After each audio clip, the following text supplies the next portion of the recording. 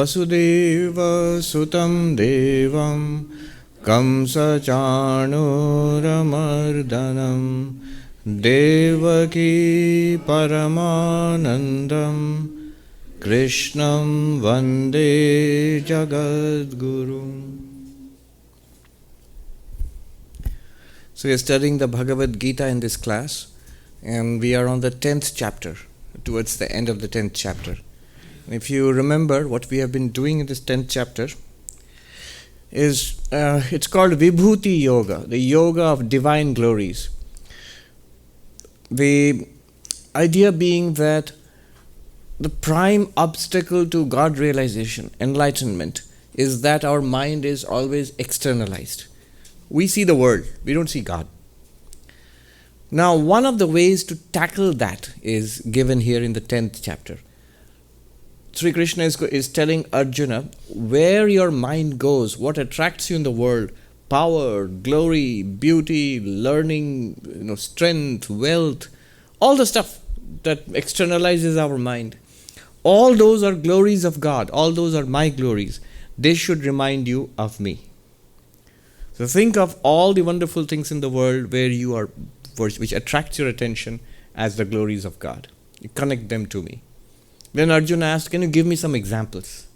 So that's what Krishna has been giving, a series of examples, and we are going to continue with that.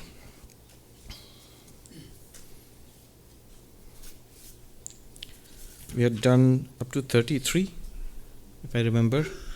Aksharanam akaro asmi dvando sāmasikasya cha ahameva akshaya kalo dhātā aham vishvato mukha. I think we had done the 33rd one.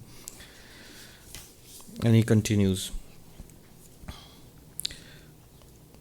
Before we go on, just make some observations about what exactly Krishna is teaching here. The glories of God, which he mentions, all the amazing stuff that you find in nature and among human beings also, and all of that. We are not meant to think of them. So we are not meant to think of who is the greatest of the sages, which is the greatest of most wonderful of the rivers, who is the greatest of the warriors. That's not the point. The point is, those are things which attract our attention automatically. And Krishna is saying they are all meant to bring your attention to me. That's what I am teaching, to God. Not to the world. Automatically our attention goes to the world anyway. That all of these are pervaded by God. And how are they pervaded by God? In Vedanta, what is the relationship between Brahman, the ultimate reality, and this universe? Brahman is said to be the cause of the universe. In fact, in any theistic religion, God is the cause of the universe. But cause in what sense? Creator. But creator in what sense? In the philosophical language, both material cause and instrumental cause. God is the intelligence behind the creation of the entire universe, and also the stuff out of which the universe is made. In Hindi, banne wala bhi or banane wala bhi. The one who makes this, banane wala, who makes this universe, and banne wala, what is made into this universe. So in Vedanta, material cause and instrumental cause are both of Brahman, the ultimate reality. That's exemplified by the example of the spider, for example. In Mundaka Upanishad, yathornana bhi srijate grinhate cha, as the spider produces a web out of its own body. And the web, the spider is the creator of the web in two senses. One, the very material of the web is produced from the body of the spider. So the material cause of the web is the spider. But also two, the spider is the designer, the one who's actually making the web. Similarly, God is supposed to be the material of this universe, the ultimately what this universe is made of, and also the intelligence behind this universe. Of course, that's all again in Advaita Vedanta, those who have been learning. You would say, but isn't that the lower truth, the relative truth, Vyavaharika? Yes, as long as you seek an explanation of what the world is, that's what the world is. But then, if that's true, in that case, whenever we experience the world, we are in a certain sense experiencing God. We are experiencing God. And Krishna is using that to draw our attention towards God. In the Nārīṇāṁ Upanishad, you find that Yatya kinchid jagat sarvam drishyate shruyate piva antar bhaviṣhya tat sarvam vyāpya nārāyana sthitah. So, Yatya kinchid jagat sarvam, this entire universe. But in Vedanta, entire universe means three levels. One is this physical universe which we experience, but also the subtle universe of mind, thought. So in Vedantic cosmology, that's also part of the universe. And then the third, the causal, not casual, causal universe, that is Maya. All of them, whatever you see or hear about, there's a lot that we don't see. There's a lot that we study, we learn from science or from religion. Drishyate shruyate. Drishyate means whatever you experience with your senses or with the instruments which extend the power of our senses. And whatever you hear about, whatever the scientists tell us or people in religion tell us and so on, all of that is pervaded by Narayana, God, Saguna Brahman, Ishvara, Bhagavan, the God of religion. Pervading all of that, Narayana exists. This is an interesting point which the commentator Ramsukdas ji raises. He says this list of divine glories, vibhuti, you find this in the Bhagavad Gita, 10th chapter, but also you find it in the Srimad Bhagavatam. And there Krishna is teaching his disciple Uddhava, his friend, disciple, almost just like Arjuna. And there also he mentions, these are the vibhutis, glories of God. And you can think of God by looking at these vibhutis. But interestingly, there are differences in the list. So the list here and the list there, they are not the same. There's some difference, some commonalities, some differences. For example, we read among the great priests, Purodhasam, Brihaspati, that I am Brihaspati among the great, those priests who officiate in sacrifices. In Bhagavad Gita, we read this. There, Krishna says, Purodhasam Vasishtoham. Among the great priests who officiate in sacrifices, I am Vasishta. The great sage Vasishta, the great sage Brihaspati. But why the difference? The same Krishna is saying giving a list of the glories of God. Among priests, I am this. But why did he give two different names in this? The same teacher giving two different lists, instructions. So the commentator Ramsukdas ji points out, because the point is not who is the greatest of the priests, or the most wonderful of the rivers, or the greatest of the warriors, or the best among fishes, or whatnot. No. The point is, these ones should remind you of Krishna. That's all. You think of Brihaspati, the great wise teacher, you think of Krishna. All the wisdom, the knowledge comes from Krishna. You think of the great sage Vasishta, all his glories, they come from God. So that's the idea behind it. One more point. I know many of these things we can't relate to it. This is very ancient, a different, almost alien culture, and that too very ancient, thousands of years ago. So many people in modern India also wouldn't know some of these references, and certainly they wouldn't see these in the world around them. So the point here is, whoever we are, who are seeking God, wherever we find excellence, something attractive, powerful, amazing, just connect it to God, that all of that comes from God. That's the basic practice. The goal is, Krishna will tell us, Vasudeva Sarvamiti. In some way or the other, you have to find yourself in the state where you see God with eyes open and eyes closed. That's it. This is one powerful way. All right, with that preamble, let's go on. Number 34. Those who are comfortable, you can chant after me. Mṛityuḥ sarva-haraśh chāham, mṛityuḥ sarva-haraśh chāham, udbhavaśh bhaviṣhyatāmkīrtiḥ, Kirti śhrīr vākcha nārīṇāṁ. Kirti śhrīr vākcha nārīṇāṁ. smṛitir medhā dhṛitiḥ kṣhamā. smṛitir medhā dhṛitiḥ kṣhamā. I am the all-destroying death, the prosperity of potentially prosperous beings. Amongst women, I am fame, prosperity, speech, memory, intelligence, fortitude, and forgiveness. So first, I am death.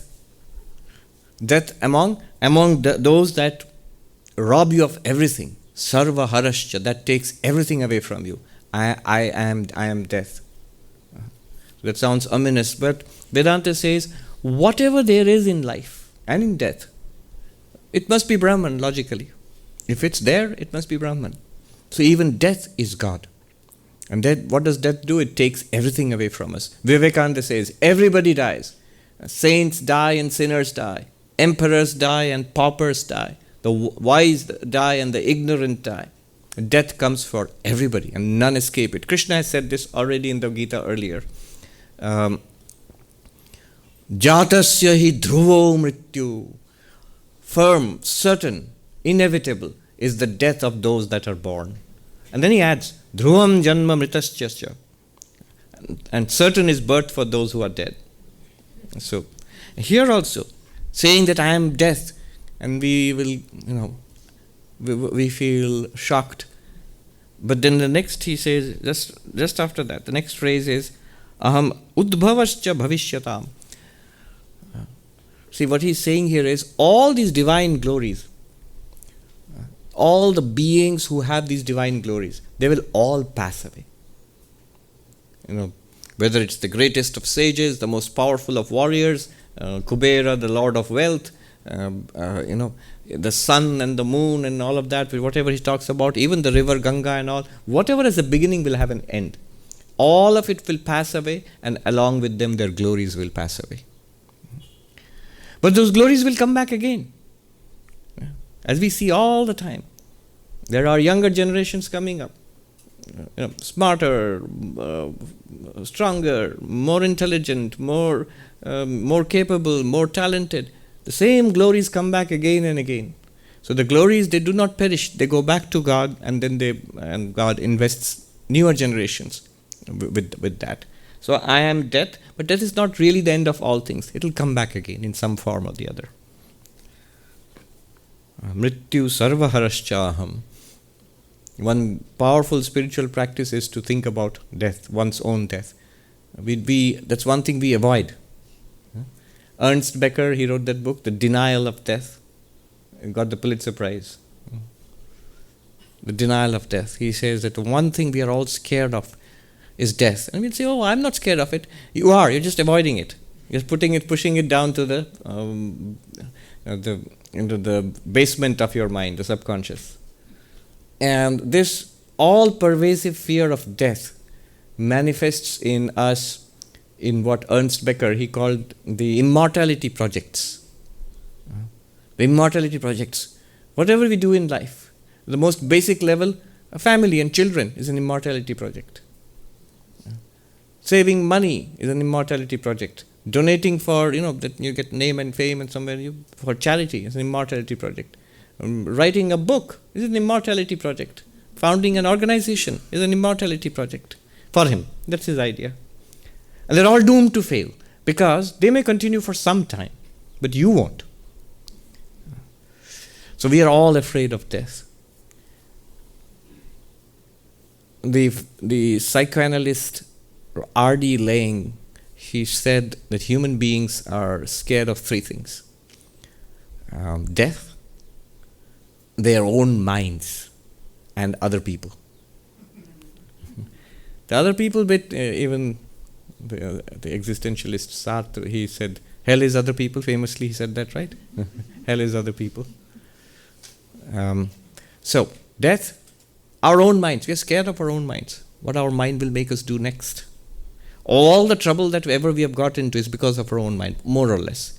Sometimes trouble comes from outside, but our reaction to it makes it worse. So our minds are really, Krishna has already said in an earlier chapter, your greatest friend is your mind. Your worst enemy is your mind. The mind controlled, purified, sublimated is your greatest friend. The mind uncontrolled is your worst enemy. So death. And the answer in Vedanta is that you do not die. I'm sorry for being so morbid. This morning I had to do this little documentary shoot from the National Mental Health Authority. So it's a suicide prevention awareness program is going on. So I had to talk about, don't kill yourself. It's a bad idea. It's death. Yeah. So Vedanta says you cannot die. A possible objection could be, so the body dies, you don't die. According to Vedanta, you are not the body, you are not the mind, you are the Atman, consciousness. So if the body dies, you're not dead, you're going to get another body. So can't that be an argument, potential argument for committing suicide? So if I'm not going to die, so what's the harm in destroying this particular body? And then the point is, nothing comes to an end. If you think you're going to end things by dying, no. It'll start all over again. Someone might say, all right, that's what I want a fresh start. But it won't be a fresh start. It won't be a reset. It'll be the same stuff all over again and much worse. Not just Vedanta, every religion in the world criticizes, condemns the decision to commit suicide because it potentially puts us in a worse position. Our past karma, there's a saying in Vedanta, na bhuktam kṣhiyate karma. So without experiencing the results of our past karma, the karma will never go away. It will still be there. It will come around someday or the other. And on top of that, suicide creates a huge load of bad karma. So we end up with worse than where we started off or where we ended. Vedanta says you cannot die. You are immortal. You are the Atman. All of us, we are that Atman, and we are that one imperishable existence, consciousness, bliss.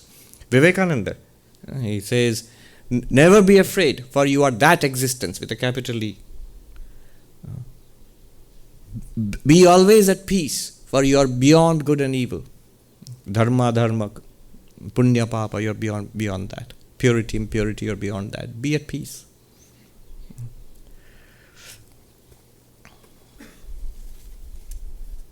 So when death comes, let us not be repulsed by it. It is God in another form. Mṛityuḥ, sarva-haraśh. And yet, whatever is sarva-hara means what I take away everything. And whatever I take away, I give back again. Udbhavaśh bhaviṣhyatāmkīrtiḥ. In times to come, again prosperity will come.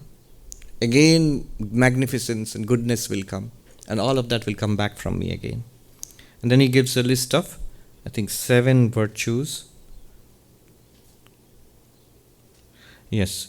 So they're called women, but in the sense of these are goddesses, or in the sense of feminine, being feminine, these virtues are feminine. Feminine means not that only women have them. Men can have them and should have them too, but just technically they are feminine. 35. bṛihat-sāma tathā sāmnāṁ, bṛihat-sāma tathā sāmnāṁ, gāyatrī chhandasām, gāyatrī chhandasām, māsānāṁ mārga-śhīrṣho, māsānāṁ mārga-śhīrṣho, ṛitūnāṁ kusumākaraḥ, ṛitūnāṁ kusumākaraḥ. Of the Vedic lyrics, also I am the bṛihat-sāma. Of meters, I am the gāyatrī. Of months, I am the agrahana. Of seasons, I am the spring. This mārga-śhīrṣho is the 9th month of the Hindu lunar calendar. It's sometime between November, December, that time. Yeah. And because Krishna has said here, I am mārga-śhīrṣho, I am that month. So Krishna it's worshipped in many parts of India in that month.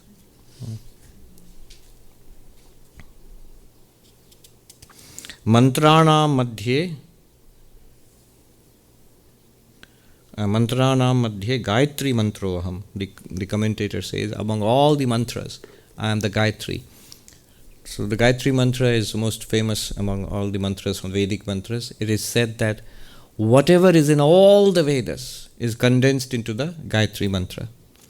And the entirety of the Gayatri is then again condensed into Om. So you can just chant Om, and that's as good as chanting the Gayatri or chanting all of the Vedas. So Om. And among seasons, I am spring. That was sort of a no-brainer. Although he could have said fall also if he was in New York. Fall is also magnificent. Yeah, so fall is also a divine glory of God. Then the nasty side of it, 36. Dyutam chalayatam asmi, dyutam chalayatam asmi, tejas tejasvinamaham, tejas tejasvinamaham, jayosmi vyavasayosmi, jayosmi vyavasayosmi, sattvam sattvatamaham, sattvam sattvatamaham. Of those who deceive, I am gambling. Oh. They should put up a statue of Krishna in Las Vegas, in the casino. So it's got Krishna's stamp of approval. That of the deceitful I'm gambling. But it particularly hits home hard to Arjuna, because they are at this terrible juncture because of his brother's addiction to gambling, Yudhishthira's addiction to gambling. We actually have a Vedanta center in Las Vegas. I went there once. So the Swami who established it, who inspired others to establish it, he said, should have a Vedanta center there. And when people stumble out of the casinos, lost and broken, you can tell them that you are Brahman. And yes. So among those who deceive, I am gambling. And among the powerful, I am the prowess of the powerful. I am victory. I am effort. And I am the goodness of the good. Sattva, rajas, tamas. Sattva is the best quality. Peace, serenity, purity, concentration, the capability to hold on to something, dhṛitiḥ. So that's sattva. And that capacity, that spiritual capacity, I am. What about the other things? The laziness or the restlessness? That also he is, but that's not a glory. So he is pointing out the good things here. Number 37. Vṛiṣhnīṇāṁ vāsudevosmi, Vṛiṣhnīṇāṁ vāsudevosmi, Pāṇḍavānaṁ dhananjaya, Pāṇḍavānaṁ dhananjaya, Munīnāṁ apyaham vyāsa, Munīnāṁ apyaham vyāsa, Kavināṁ uṣana kavihi, Kavināṁ uṣana kavihi. Of the Vrishnis, I am Vasudeva. That's Krishna. He says, I am Krishna. No brainer. We all knew that. But among the Pandavas, I am Arjuna, you. He's talking to Arjuna. He says, I am you. So nobody's been able to say that in the history of philosophy all over the world. I am you, literally. He says, I am you. Munīnāṁ api aham vyāsa. Among all the sages, I am Vyasa. Who's writing all this? Kavināṁ uṣana kavi. So Kavi here, Uṣana is Shukracharya, who was the guru of the demons, of the Rakshasas. So here he says, very interesting that he says, I am Krishna. We knew all that. We all knew that. But then he says, I am Arjuna. I am you, the person I am speaking to. What does that mean? In a Vedantic sense, it's easy to explain. As pure consciousness, as the one sun is reflected in all the pots in the water, So you have many pots in a garden and they're all filled with water, and then the sun is reflected. In each of those pots in the water, you will see a tiny little sun shining. What's this trying to show? The pot is the body. Human bodies, all sorts.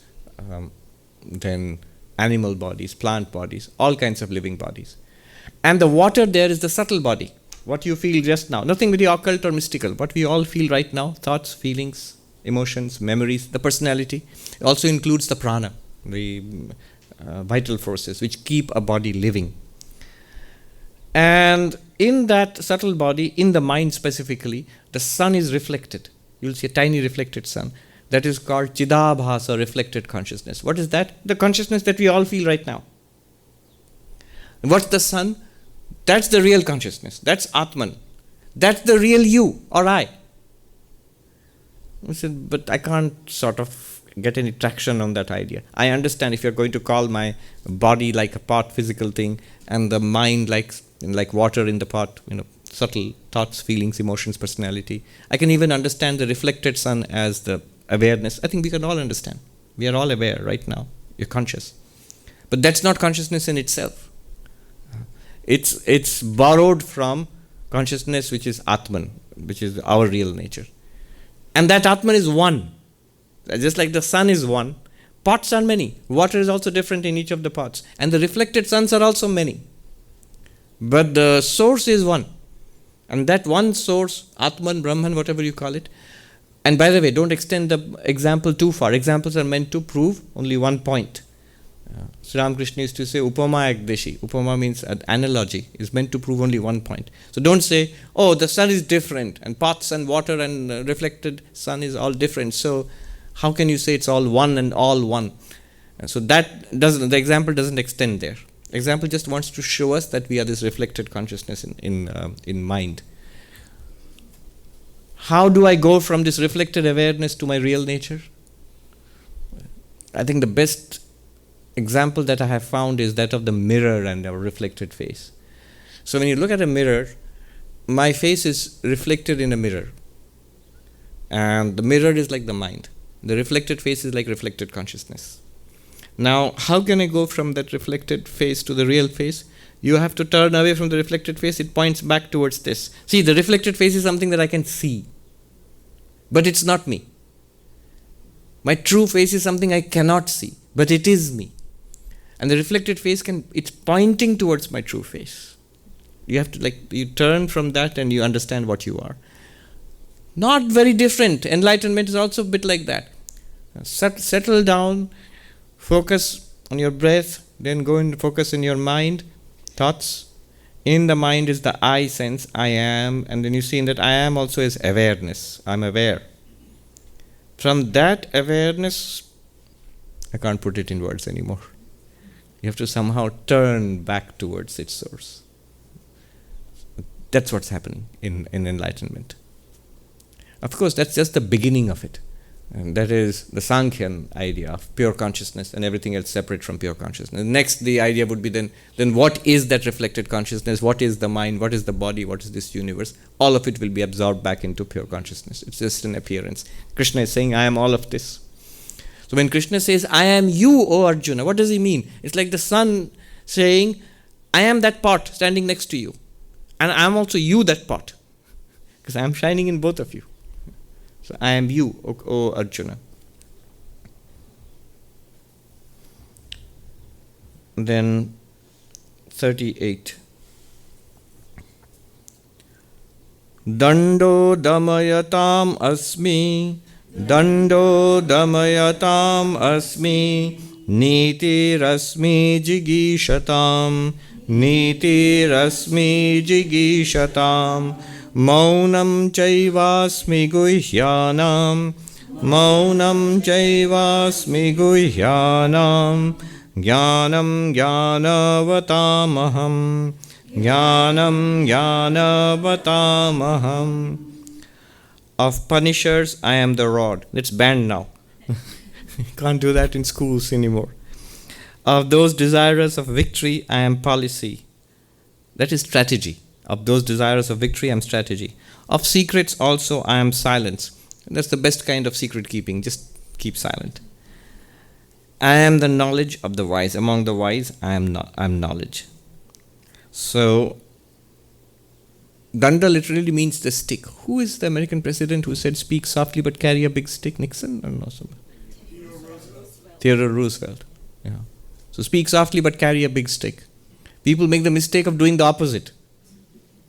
all sorts of rhetoric, but when it comes to action, nothing. Speak softly but carry a big stick. So Krishna says, I am the big stick.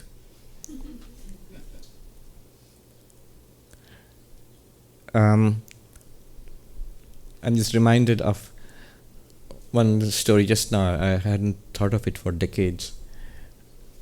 Sri Ramakrishna's name, original name, was Gadadhara. This is the name given to boys. Gadadhara, however, literally means the wielder of the gada, the mace, the club or the mace. It's an ancient weapon. Now,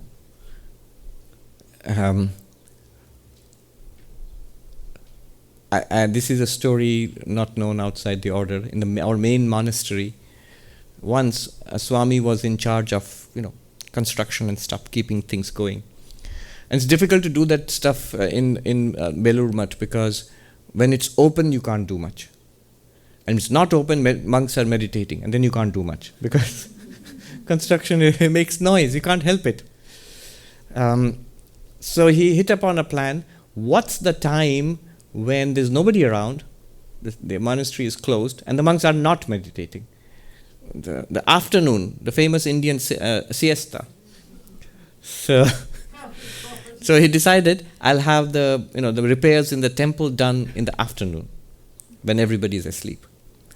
And so, to everybody's horror, in the afternoon, this ungodly pounding and drilling and hammering and roaring of machines started. Now, at that time, the head of Belur Mutt, manager, was Swami Nirvanananda, Shujji Maharaj, who was an attendant of Swami Brahmananda at one time. Swami Brahmananda, the first president of the order. So Swami Nirvanananda attended Swami Brahmananda when he was a young monk. And before Swami Brahmananda passed away, he had blessed Swami Nirvanananda. That it's there in the books, that may you have taken care of me well. I bless you that you will attain Brahma Jnana in this life, enlightenment in this very life itself. And he was an extraordinary person, Swami Nirvanananda. I saw him maybe he saw me more than once. I have only one memory of him as a little kid. My parents had taken me to him, and he was famous for a penetrating gaze. It seems that he could see through a person very deeply. So there are many stories of that. It is said that he had some extraordinary powers. One Swami, he narrated this to us. He went to Swami Nirvanananda, this is decades ago, and fell at his feet. He had the flair for the dramatic, this Swami, and said, Swami, just as your Guru blessed you with, Brahma Jnana, so bless me, put your hands on my head, and bless me that I may become enlightened in this life. Bless me that I may have the realization of Brahman and become enlightened. And that famous penetrating stare. He looked at the Swami said he looked at me through as if I felt like a glass case, as he could see right through me. And he said, I can put my hands on your head, but then you'll lose your head, and then people will blame me. You'll go crazy. You'll go crazy. He said, you will get it. You'll become enlightened, but you'll also go mad. Without sufficient purity, if you get these, in the very next chapter we'll see whatever we are seeing here. Arjuna hears all this carefully and he likes it, and he says, all right, you are the sage Vyasa, you are the mountain Himalaya, you are this, you are that. I get it, but I just still see them as mountains and rivers and people. How can I see you as all of these and actually see you, not just meditate upon you, not just a technique? Can I actually experience this? And Krishna says, all right, if you want. You asked for it.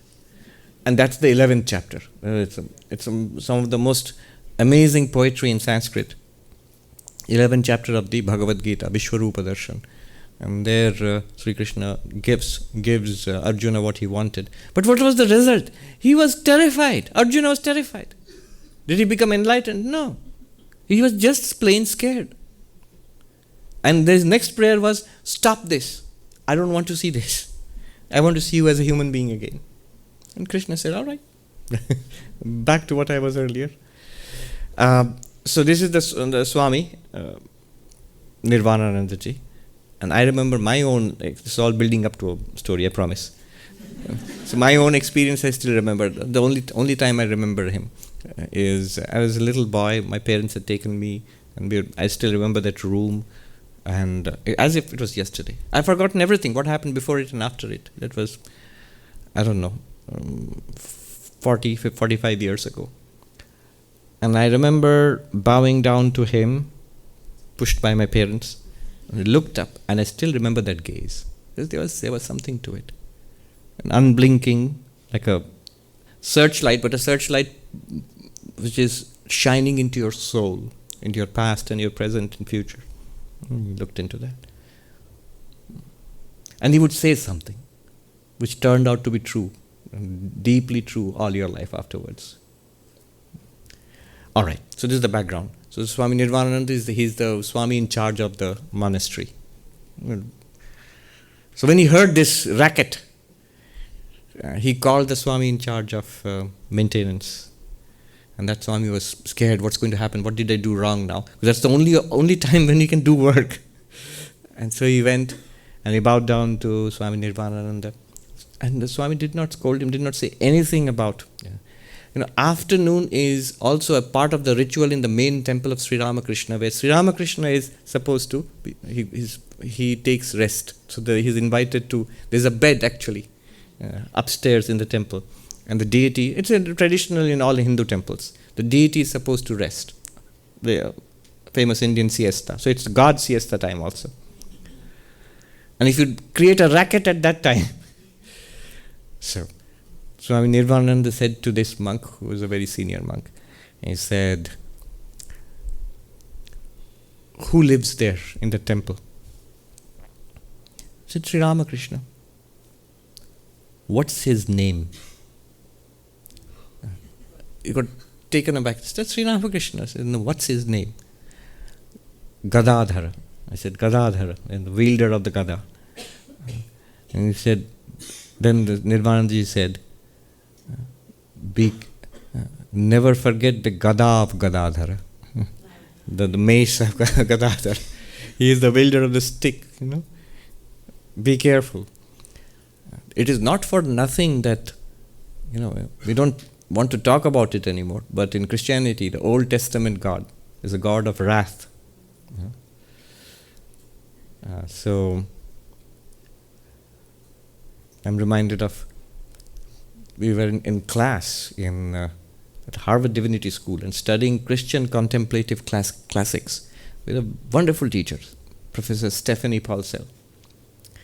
And 2 incidents I'll tell you and go on, again related to this. She was teaching us Saint Teresa's book, Interior Castle, Saint Teresa of Avila. She lived in Spain about 400 years ago. Extraordinary mystic saint. And she is writing to the other nuns, advice, guidance. And always she is writing to take care of your health and, make sure that you don't fall ill. And then our professor was explaining to us, students in 21st century at Harvard Divinity School, why is she always talking about not falling sick? And you see, in those days, people used to fall ill a lot. There was a lot of sickness. There was a lot of sickness, all kinds of diseases, which modern medicine we have overcome. I still remember that. She said that. Next week, Harvard closed down. COVID hit. We think, in those days people used to fall sick a lot. Now, within 7 days, the whole world is sick. And your 21st century edifice of science and technology shut down because of that. And the last class we had before we shut down, so she was obviously talking about God and the pandemic and everything. The professor said, in Jewish theology, God has these 2 thrones. One is the throne of mercy, another is the throne of judgment. And I still remember, she said that now, for the time being, he is seated on his terrible throne of judgment, and we pray for him to change his seat, the seat of mercy. So that's the beginning of the pandemic. So Krishna says here, I am the big stick. Dando damayatam asmi.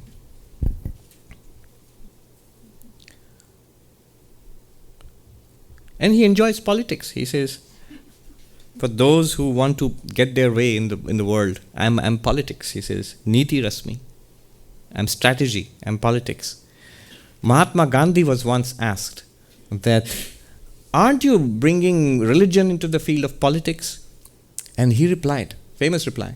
He says, the two most powerful forces for human good that I am aware of are religion and politics. And therefore I shall not cease to do politics in religion and religion in politics as long as I live.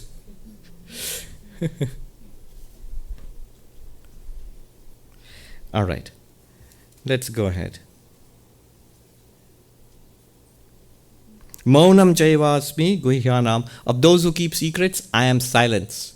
So silence is the best secret keeper. We had this Swami who was in charge of a big ashram. He was a senior Swami. And big ashram means a lot of visitors. But he wouldn't speak.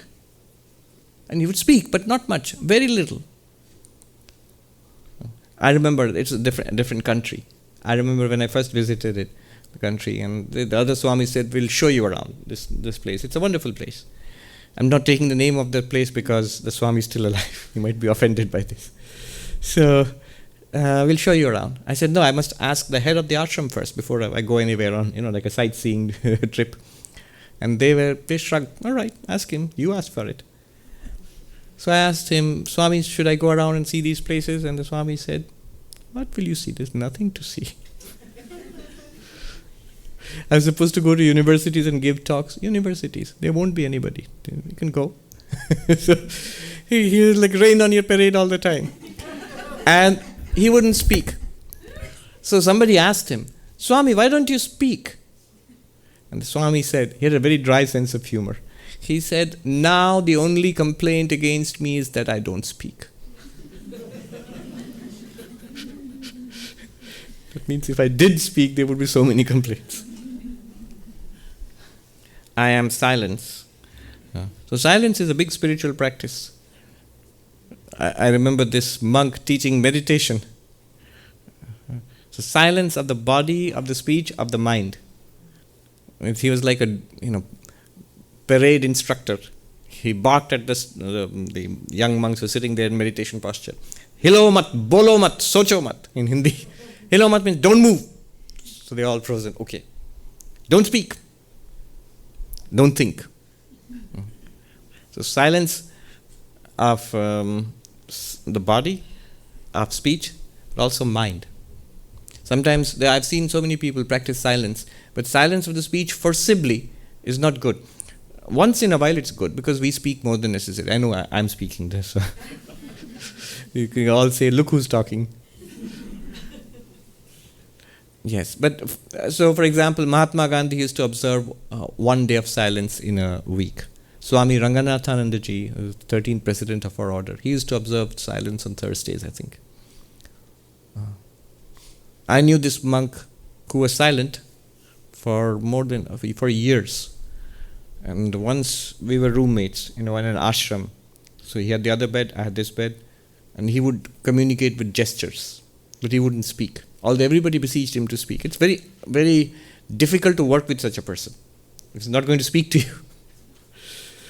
And he communicates with gestures. You can speak back to him. So we went to sleep. All night he spoke.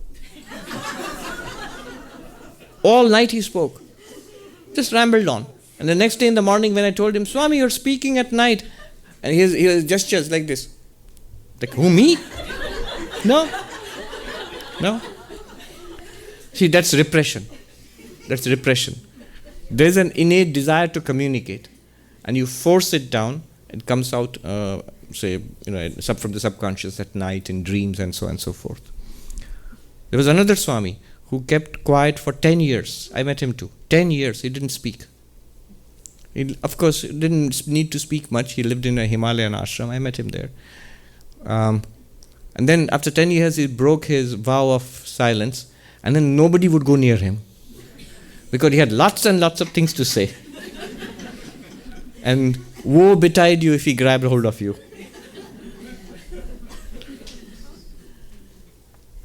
So silence, yes. Silence of the mind. It is speak less. Speak to the point, speak what is beneficial. Don't cut off speech altogether. Number 39. Yacchapi sarva-bhūtānaṁ bijam tadaham arjuna na tadasti vinayat syat maya bhūtam characharam. I am also, Arjuna, that which is the germ of all beings. There is no being moving or stationary which can exist without me. So moving and stationary means stationary is like plants and ferns and shrubs. Moving are animals and birds and human beings. So I'm the seed of all beings in two senses. One is as Brahman, as the absolute, as the existence consciousness place. The very existence of the universe is Brahman. Or rather borrowed from Brahman. All our consciousness, the conscious experiences we are getting, is because Brahman is consciousness itself. And all value, goodness, the point of it all is Ananda, that is Brahman itself. So Sat Chit Ananda, in that sense Brahman is the ground of this universe. So in that sense seed. But there is another meaning, that's not what he means here actually. That's fine. But what explains this tremendous diversity? Why is one person like this and why is another person like that? Why does people say if all is God, then why are some people evil, why are some people horrible, why are some people saintly? If all is God, then everybody should be saintly. No. The difference is in, as he says, the seed. The subtle bodies, the samskaras, our conditioning from lifetimes in the past, it's all there in what is called the seed form of the causal body, which remains in Maya. And again it comes forth. And so Sri Ramakrishna gives the example of the old lady at the end of the harvest. She goes to the field and this old woman, she collects the seeds. The plants have been harvested. She collects the seeds and puts them in little different cloths, little pieces of cloth, and ties them up. So next time when they're going to sow the seeds and get a new crop, so whatever she has collected, those crops, those plants, those fruits, those vegetables will come out. They're all different from each other, depending on the seed. So our nature, two words are used in Sanskrit. Swarupa, Swabhava. Swarupa, your real nature. What's your real nature? Brahman. We are all nothing other than God. Existence, consciousness, bliss. The absolute. Nothing other than the absolute. You are one with God all the time. That's your real nature. But Swabhava. See, the Swabhava is also translated as nature. There's no other way. In English, you can't do anything else. That is different for all beings. So that is the kind of conditioning that our minds have undergone over many lifetimes. And that constitutes. The definition is prachina karma samskara. The conditionings we have done through our own karmas in ancient lives, forgotten lives in the past. That is still with us. That explains the differences amongst all of us. And not just human beings, the entire diversity of nature. So Krishna says, I am the cause of all this diversity.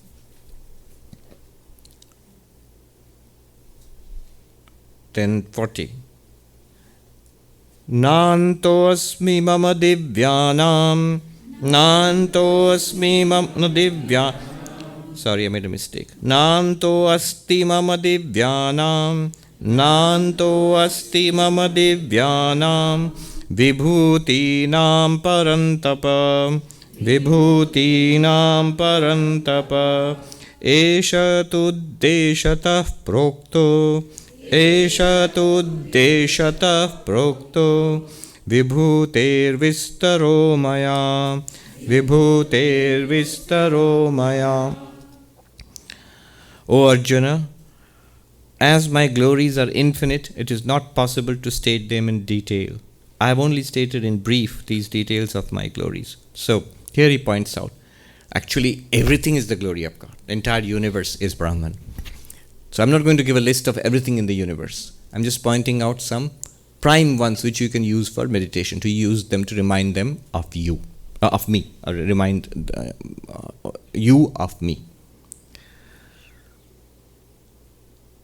Then 41.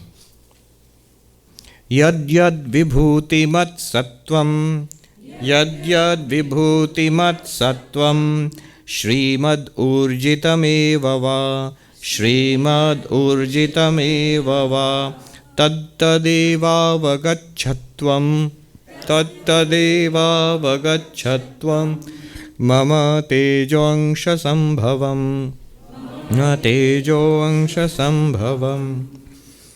Whatever thing is glorious, excellent or preeminent, verily know that is born of a portion of my splendor. So whatever you see in this universe, which you find extraordinary, especially in human beings, an extraordinary talent, somebody is an extraordinary singer or a painter or a great scientist or a great intellect or has great compassion for others, a great philanthropist, ingenious. All these things which we see in the human world, Krishna is saying they all are a part of my splendor. They come from me. They are a manifestation of my splendor. Sri Ramakrishna pointed this out a number of times. In the Gospel of Sri Ramakrishna, he said, wherever you see something excellent, but something extraordinary, that is a manifestation of the power of the Divine Mother. Again, be careful.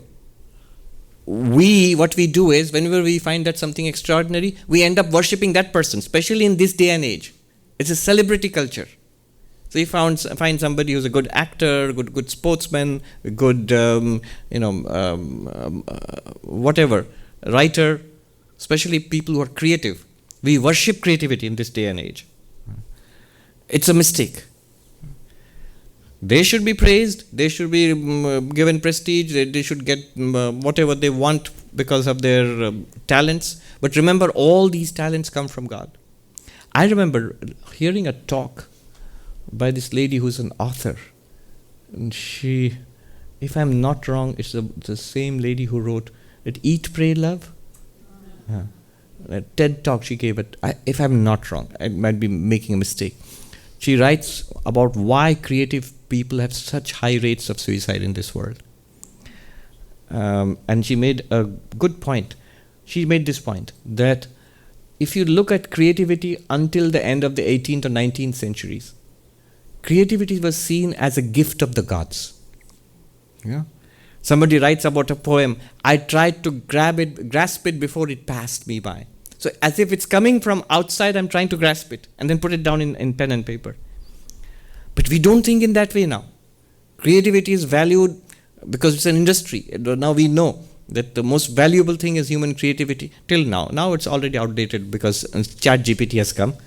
But the most valuable thing is human creativity, and so we glorify, deify, celebrate the people who display that creativity and put enormous pressure on them to continue performing in that way. But that's almost impossible. And that's one reason why sometimes it drives them crazy. With tremendous adulation, popularity, and expectation and pressure. So all those glories come from God. They do not come from me. If it comes through me, I am glorified. I am very happy it came through me. It belongs to God. A great Swami also told me this. These are powers which come from God. Be reverential when they function in you. But don't claim them for yourself. They have come, they will operate for a while, they'll be gone after some time. Here Krishna says this, whatever you find glorious, excellent, preeminent, that comes from my splendor. Let me just wrap this up. 42. Athava bahune tena, kingyatena tavarjuna, kingyatena tavarjuna, vishtabhyamaham idam kritsnam, vishtabhyaham idam kritsnam, ekanshena sthito jagat, ekanshena sthito jagat. But what avail is it to you to know all these details? I exist pervading this entire universe by a portion of myself. So Krishna ends with an important point here. Don't study creation. Look for the Creator. Study of creation is science. That's good as a pursuit. But if you are a spiritual seeker, seek God, not the creation of God. Sri Ramakrishna would put in his homely way, he would point it out. He said, those were the days of landlords. So if you want to, what's the use of going around in the garden of the landlord trying to count how many mango trees and how many pineapple trees he has? Or how many... So you go straight and meet the landlord and make friends with the landlord. Then he will tell you what is there in his garden and how many stocks and bonds he has. So those are the days of the British East India Company. So the more valued thing was investing in stocks and bonds in the East India Company. So how many stocks and bonds he has, how many mango trees he has, how many pineapple trees he has, he will tell you. So go straight and make friends with God. And Krishna is saying the same thing here. There is no need to know all this, O Arjuna. I exist everywhere, in everything. As Vivekananda said, never approach anything except as God. No person, no situation in life, no non-living thing also. All of this is summed up by the commentator here. This particular commentary I'm using is Sridhar Swami. Is one of the he wrote a commentary 600 years ago. It's a very simple commentary. But he's a follower of Shankaracharya. He sort of harmonizes devotion and knowledge. He writes a verse here at the end of the 10th chapter, telling us the point of this chapter. In this, you won't find it in the original Gita. This is not the Gita. It's something added by the commentator. Indriya dvaratas chitte bahir dhavati satyapi Isha drishti vidhanaya vibhutir dashame bravit. The mind runs through the senses into objects of the world. That's the prime obstacle to spiritual life. Since the mind continuously runs through the senses to the world outside, the Lord has taught here, Isha drishti, to see, in the things where your mind is going, to see God there. To have God vision there, you change your perspective, connected to the divine. That is what has been said in the 10th chapter. Okay. Comments? Questions? Yes. Tell us your name and ask the question. A mic. He's going to give you a mic. Raise your hand. Yeah, here. Thanks. Good evening, Swamiji. My name is Madhav. Do you lose your sense of death anxiety when becoming a Swamiji within the order? And if so, how would you describe that feeling? Would you say it's liberating, or could it be potentially dangerous to lose that sense of death anxiety? And do you lose death anxiety? I thought the question was going to be, do you lose death anxiety when you're enlightened? That everybody can say, yes, of course, because you lose all kinds of anxieties if you're enlightened. But if you become a Swami, do you lose death anxiety? In a certain sense, technical sense, yes, because we are supposed to be dead. Yes, many people don't know that. Among the elaborate rituals which are there before you become a monk, one ritual is where you perform the funeral rites for your ancestors. Now, you perform them for your ancestors. Every traditional Hindu does that. But the monks do something more, which, anyway, people know, so I can tell you. They do it even, what is not done by anybody else, they do it even for their living parents, as if they are dead. So that might be very shocking to living parents. But the reason they do it is because a traditional dutiful Hindu is supposed to do those rites when a parent dies. But once you become a monk, you can't do those rites. You lose the right to do those rites. Because you step out of the Vedic system into sannyasa. So there are certain rites you cannot do anymore. One of them being the funeral rites. And the interesting thing is, after performing those funeral rites for your ancestors, then you perform it for yourself. Atma Pinda it is called. Which is sort of unique. So that is, you are now dead to the world. And it's very interesting. I think maybe in India only it's recognized by law. To become a monk, a Hindu monk, is equal to civil death. So civil death means you lose all rights to properties of your parents or ancestors. Everything that you possessed earlier, you lose all rights to all of that, legally. And technically you're supposed to be dead. And then you are invested with a new name, a new identity, a new set of mantras, and everything is... there are many things involved in that. But this is, again, you might say it's formal. Does it psychologically change you completely? That would be miraculous if it changed everybody completely. It depends on your preparation. Technically, at the point of sannyas, ideally you should be prepared to that point where you become enlightened when you get sannyas. When the Guru gives you the Mahavakya, tells you that you are Brahman, you should realize that you are Brahman. That's ideally. But for the vast majority, it's a work in progress. It's a work in progress. Do monks in general lose fear of death? Practically, I'll tell you one thing. I was once in a hospital. I was a very young, a novice monk, and I was very sick. So I was in the hospital for 2 months. And that ward, they had put only monks. And the other monks were all old. They're old and dying, actually dying. So I got to see that. It's true. I didn't see a single monk who was afraid of death. And the doctors and the nurses, they would say, this ward is different from all the other wards. And I had so many experiences of these old swamis. And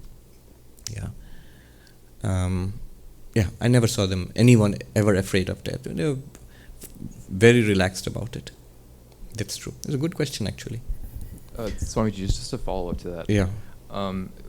Could you consider the converse? So you spoke about losing death anxiety in the context of realization of Brahman. Yeah. But would the converse also be possible? Could loss of death anxiety also result in becoming suicidal? And would you say, hypothetically, would it be possible? No, I don't think so.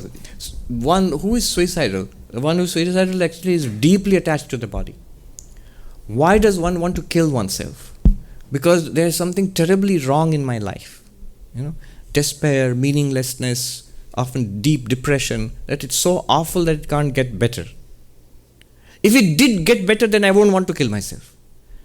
So therefore, I am not the target of killing myself. The target is my problem, right? And I somehow think if I wipe out this body, my problems will go away. That's the deepest kind of body identification. It's strange. Destroying your own body in the hope that it will end you literally means you think you are just the body and nothing else. You're quite sure that if this body is dead, then I am released from all suffering forever. You aren't. Not at all. Not one bit. Whereas enlightenment shows you that you're not the body. You clearly see what you are. And the first thing that goes away is the fear of death. The body will, it will still be unpleasant. If it's a very painful death, it can be very unpleasant. But you also know that it's not your end. You are not born with the body. You do not die with the body. You are free of the fear of the death of the body. You realize you've done it 1,000 times earlier. So, you wouldn't be afraid. You become fearless. But that fearlessness is not equal to being suicidal. However, one can, in that case, give up the body for a good cause, fearlessly. There are so many cases of monks who devote their lives to the service of others. In our order, it has been seen. Fearlessly. They know that they might contract a terrible disease or they might die. It's all right. I can give up this body in the service of suffering humanity. Because they have a kind of, I don't know if they're enlightened, but they have a kind of deep conviction at least that I am not this body.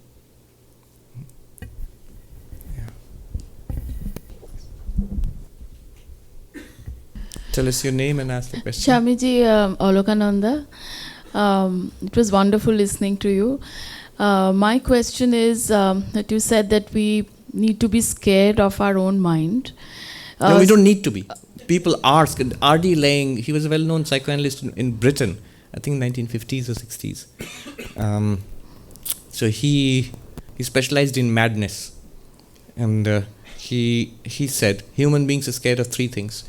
Death, their own minds, and other people.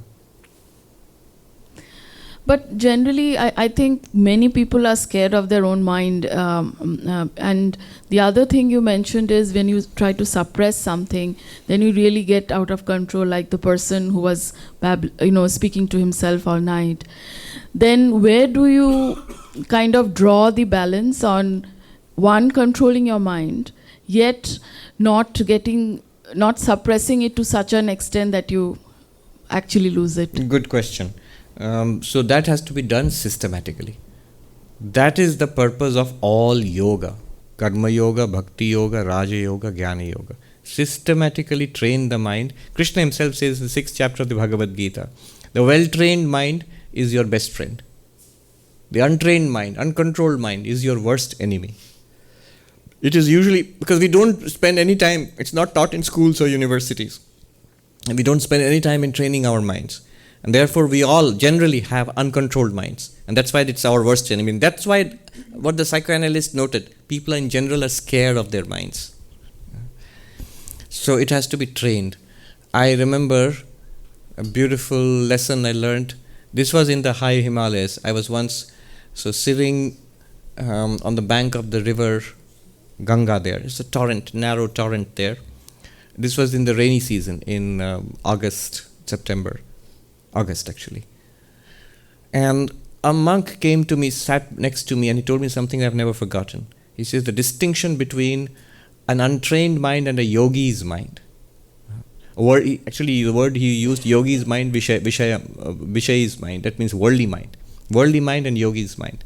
The difference is this. He said, look at this river. At that time, it's a torrent of water. And he says, if you try to cross it, it's dangerous. It will sweep you away. And in fact, just the day before, somebody had been swept away. So it will sweep you away and you'll die. Second, so the worldly mind is just like that. You don't know where the mind will take you and what it will make you do next. People committing suicide just like that. And for no particular reason. A lot of doctors know that if you can tide over that moment of crisis, in many cases, then they don't want to commit suicide anymore. That's the mind.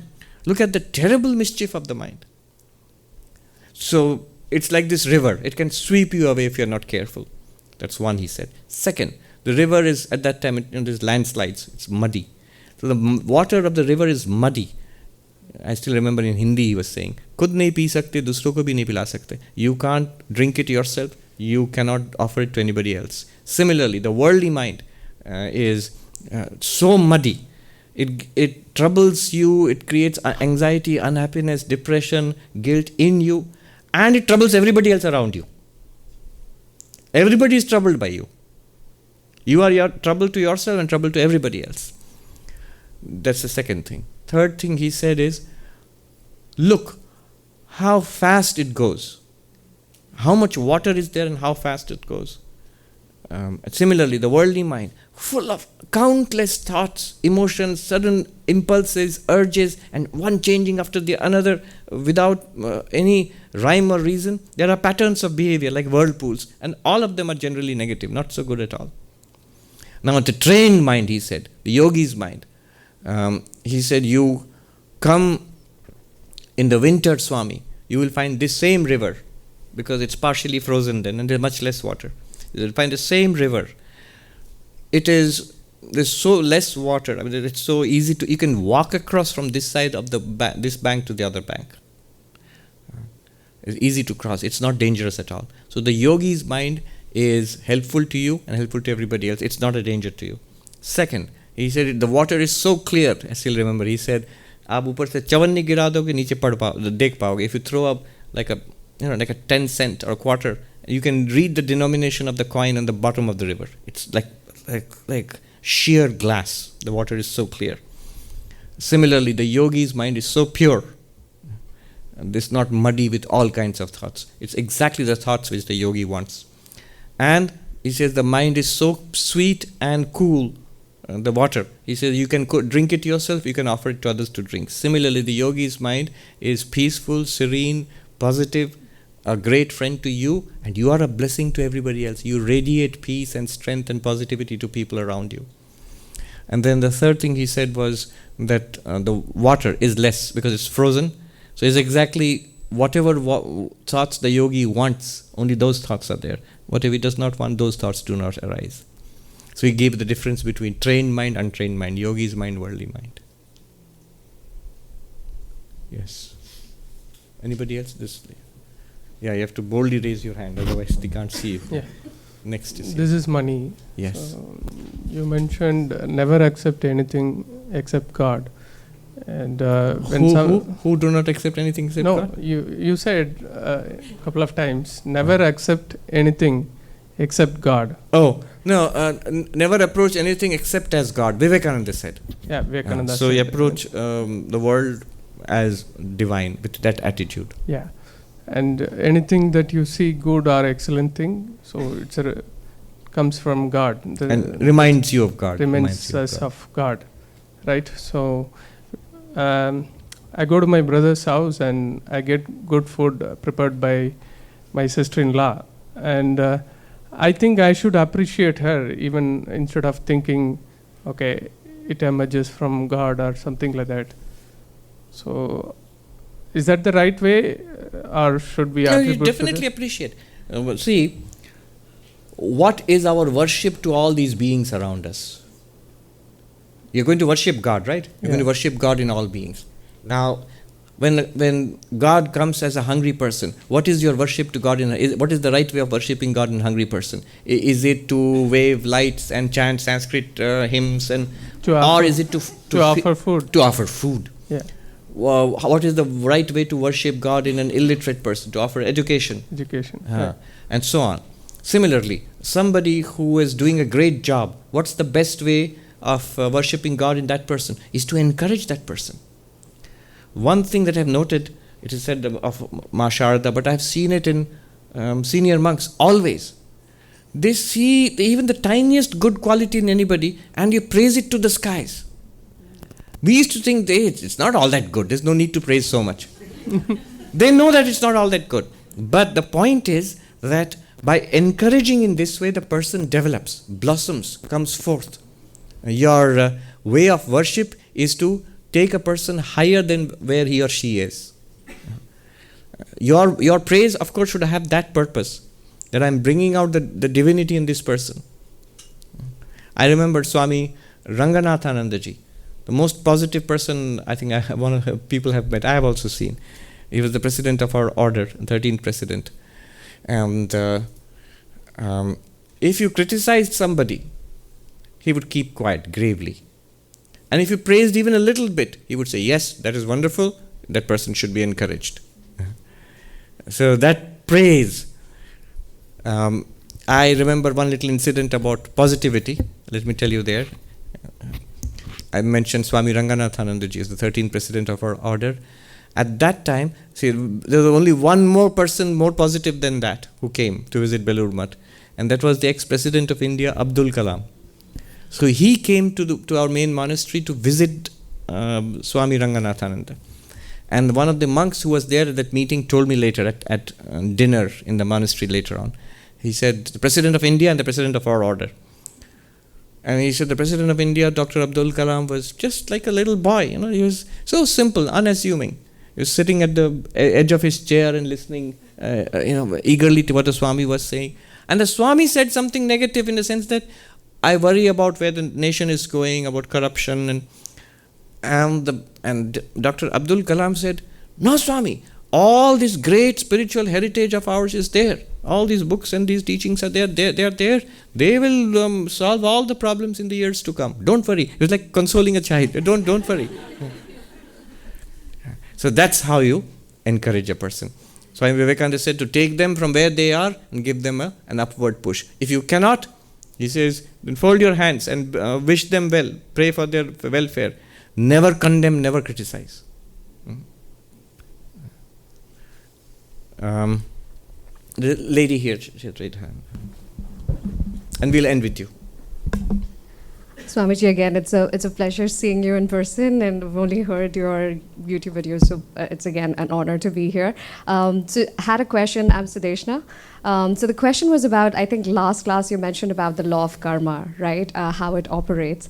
So just again, a philosophical question around it, like, if this dream of Maya was pleasant, would the urge for waking up be that strong, right? Like, I think suffering sort of gives you that calling to wake up from this dream True, that we're true. at. So just wanted to get your perspective. Yes, if the around dream it. of Maya were pleasant, it wouldn't lead you to, that urge to wake up would not be as strong.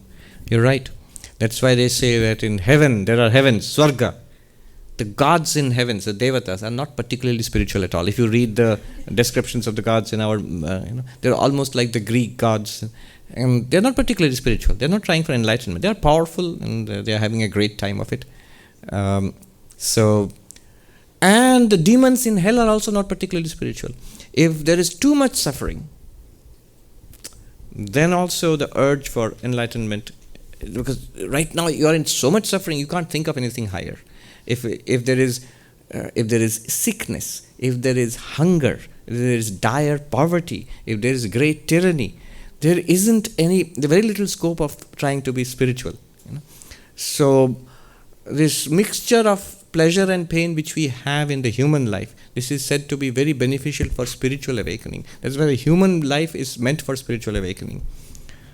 One little thing we have noticed in our monastic order is that very few of our monks come from extraordinarily rich families. Some have, including one or two people who were princes, and some children of billionaires or something. They have come.